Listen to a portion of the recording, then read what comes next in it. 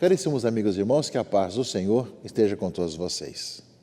A palavra de Deus desse final de semana nos fala sobre o semeador, semente da palavra que deve encontrar uma terra boa para poder brotar, florir, produzir. Essa é uma constante pergunta que nós nos fazemos. Se a palavra de Deus sempre é boa, por que tem pessoas que vivem bem e outras que escutam a palavra, mas não vivem bem? Nós sabemos que a palavra de Deus é sempre viva e eficaz. Ela produz fruto, é uma semente boa. Então, justamente a resposta diante da situação diferente de cada um é o tipo de coração, é o tipo de acolhida de cada um. Eu creio que esse domingo que nós estamos vivendo deve ser um pedido de socorro ao Senhor. Senhor, faça de nós uma terra boa.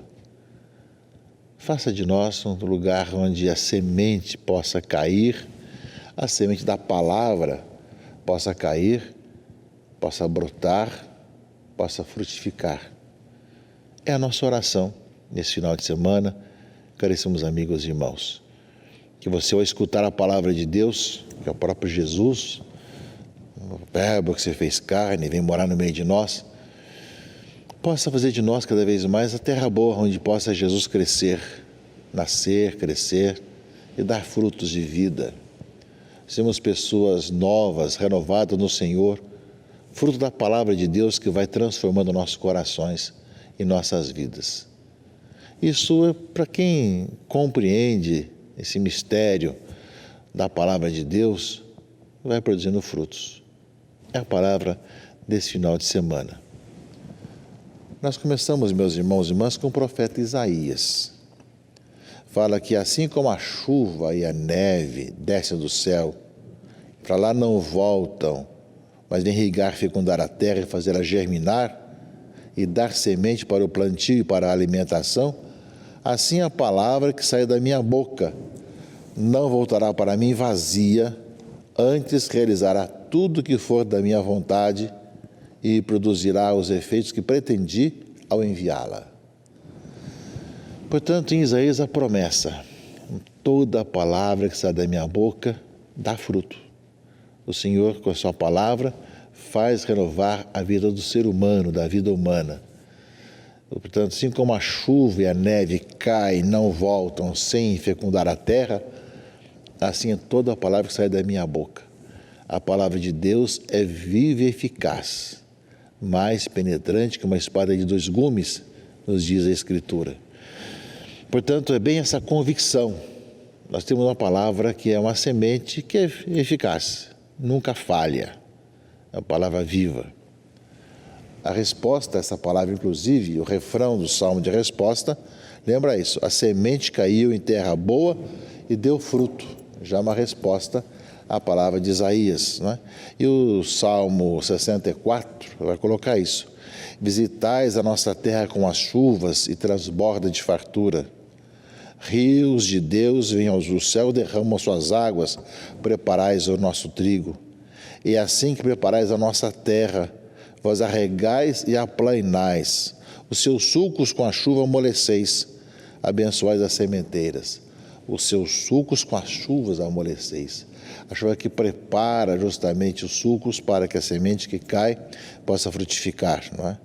Ou seja, o ano todo coroais com vossos dons, os vossos passos são fecundos, transborda a fartura onde passais, brotam pastos no deserto, e as colinas se enfeitam de alegria, os campos de rebanhos, nossos vales se revestem de trigais, tudo canta de alegria.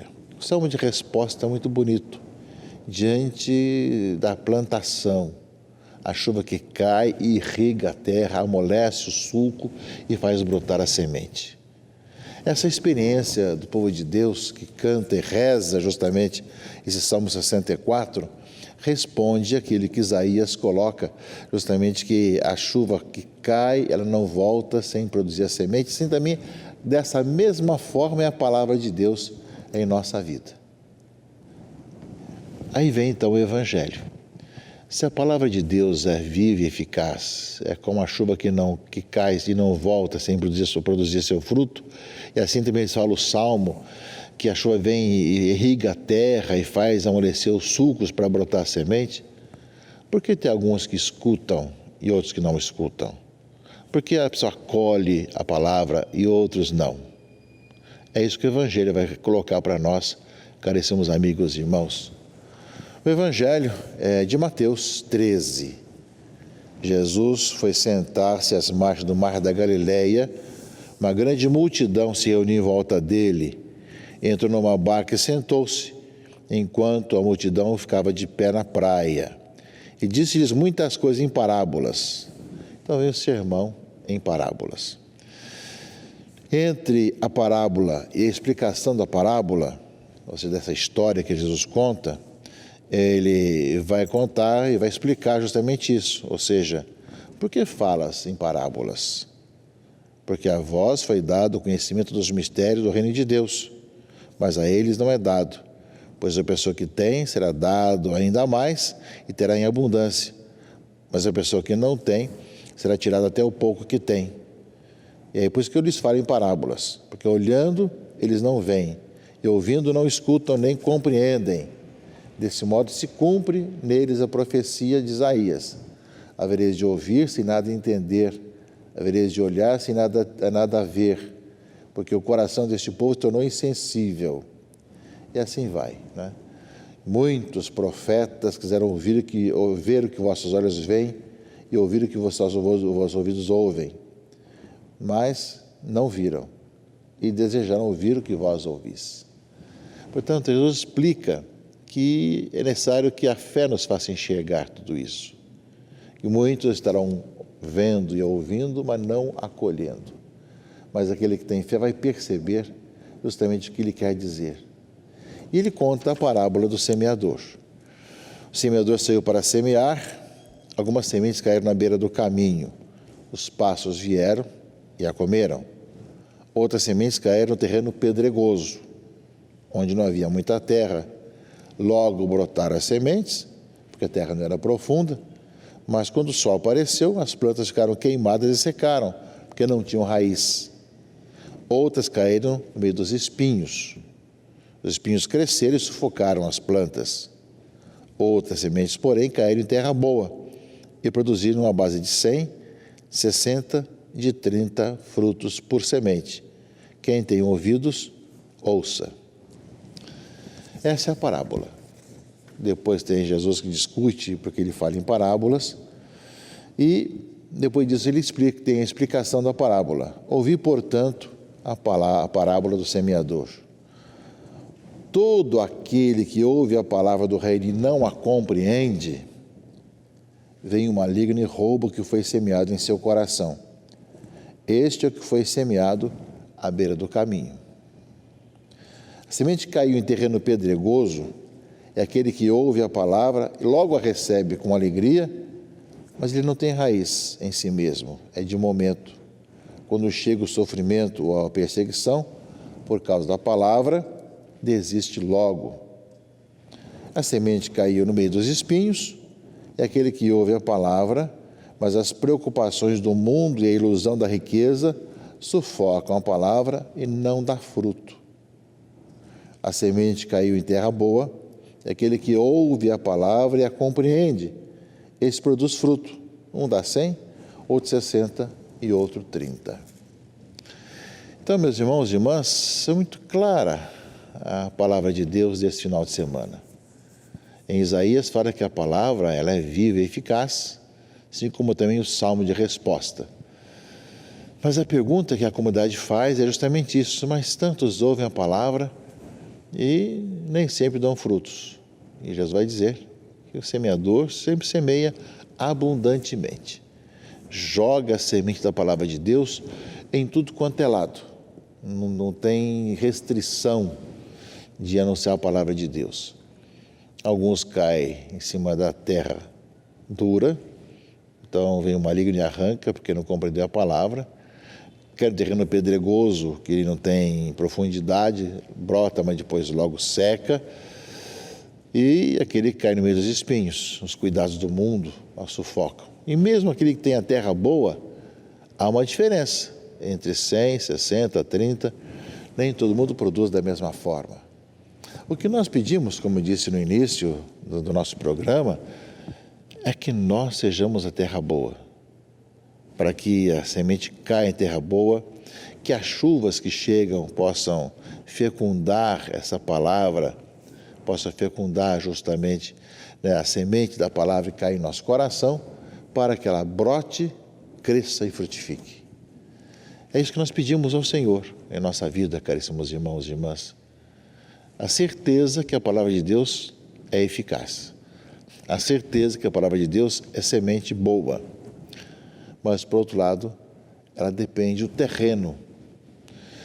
Por isso pedimos ao Senhor que Ele faça sulcos em nosso coração. Afofe a terra, deixar de ser realmente uma terra dura, tire os espinhos ao redor e, ao mesmo tempo, aprofunde as raízes, não deixe de ser apenas uma pedra. Portanto, é esse o nosso pedido, né? E o ser humano justamente tem essa maleabilidade de poder justamente ser uma terra diferente.